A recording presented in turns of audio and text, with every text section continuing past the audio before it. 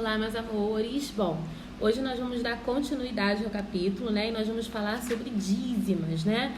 Na aula de hoje a gente precisa prestar bastante atenção, principalmente nas propriedades das dízimas periódicas e não periódicas, tá? Então, assim, antes de tudo, né? O que são as dízimas periódicas, que é o que a gente vai falar hoje? São números racionais, né? Infinitos, porém elas possuem um período, né? O que seria isso? São aqueles numerozinhos que você faz a continha da divisão, né? E eles vão ali se repetindo depois da vírgula. Então, são esses números que estão aqui, né? Então, esses números que têm essa repetição depois da vírgula, a gente fala que são dízimas periódicas, né? E a gente identifica com reticências porque eles são infinitos, tá? Então, todos esses números ali que são infinitos, a gente chama de dízima periódica e é periódica porque eles se repetem após a vírgula. Então, continuando. Esse númerozinho que se repete, né, a gente fala que é o período do número. Ou seja, né, se eu tiver esse número aqui, ó, 321.559.559. Ou seja, acontece delas ser, né, se repetir só no finalzinho. Porque às vezes você está fazendo a divisão e só no final que você começa a repetir. Então, esse número, né, que se repete é o meu período. E esse número que veio antes dele, que não se repetiu, eu vou chamar de anteperíodo, tá? Que vem antes do período, ou seja, vem antes do número que se repete. Então, de novo, tá?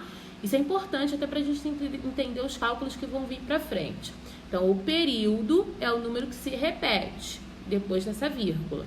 E o anteperíodo é esse número que não se repete, tá? Que vem antes desse que se repete, vem antes desse período. Por isso que é anteperíodo, tá? Existem dois tipos de dízimas. As dízimas periódicas simples e as compostas.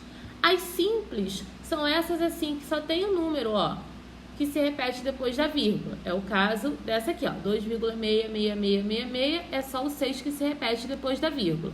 Então, elas são simples, tá? 13,454545 também é simples, porque só tem o 45 que se repete depois da vírgula. No caso desse aqui de baixo, ó, eu tenho 321, que é um número aleatório. Aí depois dele, ó, na verdade eu tenho 0, né? E depois dele eu tenho 265, ó, que é realmente o número que vai se repetir depois da vírgula. Então, quem está se repetindo, na verdade, aqui é o 265. Então, aqui eu tenho uma dízima composta. Por quê? Eu tenho uma parte que se repete, que é a parte do final, porém lá antes dele eu tenho o anteperíodo, que é esse número que não se repete. Então, ela está misturada. Então, quando eu tenho essa mistura, que é o caso desse aqui também, né? Eu tenho uma dízima periódica composta, porque eu tenho uma parte antes desse período que não se repete. Então, tem que tomar cuidado nessa classificação. Quando eu tenho somente um número se repetindo, né, ou dois números se repetindo, que é o caso desse 45 ou mais, não tem essa mistura, né? Eu tenho uma sequência de números, eu tenho uma dízima periódica simples. Porém, se antes desse número que se repete eu tiver outros números, eu tenho uma dízima periódica composta, tá? Então, essas são as duas classificações, que é inclusive o exercício que vocês vão fazer lá na página 307, que é classificar essa dízima, né, para dizer se ela é simples ou composta. Partindo daí, a gente vai começar a falar sobre a fração geratriz, tá? Então, daí para frente, a partir do exercício número 2, a gente vai começar a transformar essa dízima, né? Como é que eu transformo? Se for uma dízima simples, né? O que é transformar a fração geratriz? É você transformar essa dízima, ou seja, esse número que é decimal, em uma fração, tá? Antes, eu vou aqui pro finalzinho. Se esse número, né, for só uma dízima periódica simples, molezinha. Se for 0, né? Por exemplo, é o que vocês vão fazer ali no exercício número 2, né? Vocês vão calcular e vão dizer ali quem é essa dízima. Se for bem, né, simples mesmo, que a gente fala que é essa aqui, ó, 0,666, eu sempre vou colocar esse número, né, no numerador, que é o número que se repete, e o 9 de acordo com a quantidade de números que tem aqui em cima. né? Como eu tenho um número, eu vou botar um 9 no denominador. É o que ele está dizendo lá na página 306, tá? Agora, se eu tiver dois números se repetindo, né? Aqui, por exemplo, eu tenho, né, o 45. Então, eu vou ter 45 com 2 noves, porque são dois números, é uma dezena. Se fossem 3 números, 3 noves no denominador. Esse é o básico para a gente entender a fração de geratriz. Então, sempre vai ser na base do 9, tá? Agora, voltando aqui, né? Se eu tiver, eu posso transformar dois tipos de frações. A dízima periódica simples e a dízima periódica composta. E a forma de resolver é um pouquinho diferente. Eu vou usar, né, esse exemplo e eu vou usar o exemplo do livro. Lá no número 3 da página 308, letra A, eu tenho o seguinte: 8,777. Isso é uma dízima periódica simples, né? Porque eu só tenho 7 que se repete depois da vírgula. Então, molezinha. Então, eu vou sempre somar, tá? Essa parte inteira, ou seja, quem vem antes da vírgula, com a fração geratriz desse número que se repete. Nesse caso é o 7, então é 7 nonos, tá? Porque eu só tenho um número no numerador. Se fossem 2, seria 99. Se fossem 3, 999. E assim por diante, tá? Vai ser sempre assim. Então, sempre a parte inteira, mais, ó, igualzinho está aqui no exemplo. Tá vendo? Aqui era o 3. Aqui era o 3. Então, ele usou 3 nonos. Então, sempre a parte inteira, mais a fração desse número que se repete.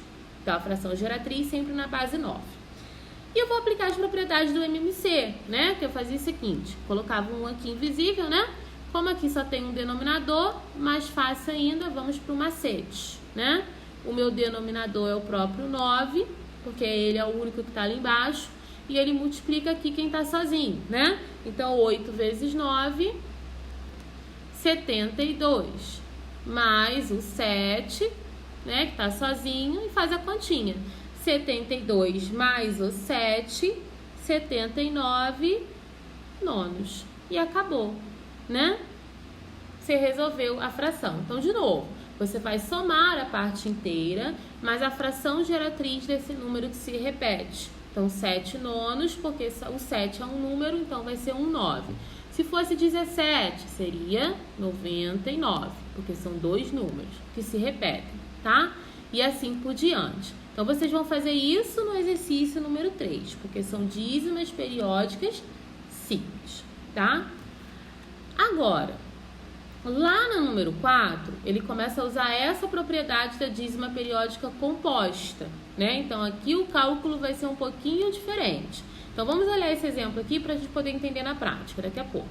Então, ele somou aqui, ó, a parte inteira, que é o 2, mais todos esses números aqui, ó, 1, 2, 3, 2, 1, que é a parte que veio antes desse número que se repete, que é o 321, tá?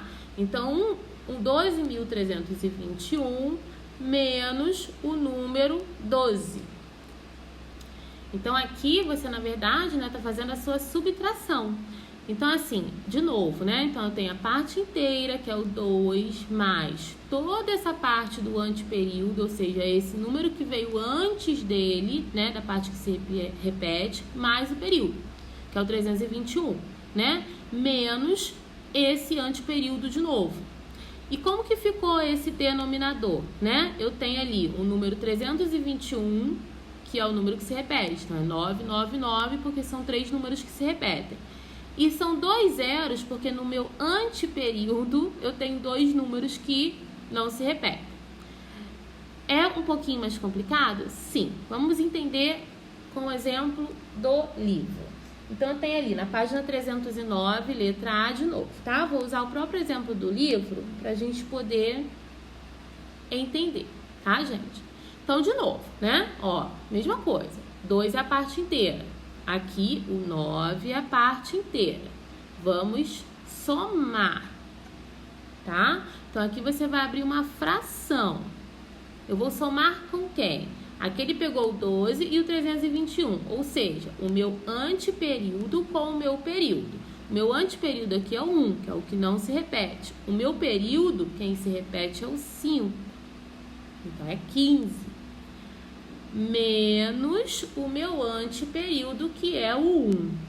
E agora eu vou formar o meu denominador. Então, o meu denominador vai ser, quem se repete? É só o 5. Então, só um 9. Quantos números eu tenho no meu anteperíodo? Só um, que é o número 1. Então, é 1, 0. Então, vai ser 90. Agora, eu vou resolver, né? Então, ó, de novo, 90 vezes 9. 9 vezes 9, 81. 810. Mais 15 menos 1, 14. Dividido para 90. Então, eu vou ter 810 mais 14, 824, 90 avos, né? Aí você pode simplificar se quiser, mas pode parar por aqui, que já tá ótimo, tá, gente? É um pouquinho mais complicado. Qualquer coisa, volta ao vídeo, tá? Para entender essa explicação de novo, até porque, né, o legal do vídeo é isso, que você pode voltar 200 vezes se for preciso, né?